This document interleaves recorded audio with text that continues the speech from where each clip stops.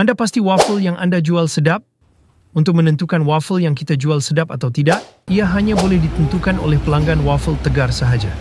Kita tak boleh syok sendiri rasa dan cakap waffle yang kita jual sedap. Di sini kami menggunakan Google Review sebagai penanda aras kerana ia diguna pakai satu dunia kerana pelanggan review jujur berkaitan produk dan servis. Famous Waffle mendapat review 5 bintang, hasil review dari lebih 200 pelanggan dengan banyak komen positif berkaitan rasa waffle yang sangat sedap, tekstur waffle yang rangup di luar serta lembut di dalam serta servis pelanggan yang bagus. Selain itu, kami juga mendapat feedback yang sangat baik daripada ratusan usahawan waffle lain yang menggunakan tepung Famous Waffle untuk bisnes waffle mereka.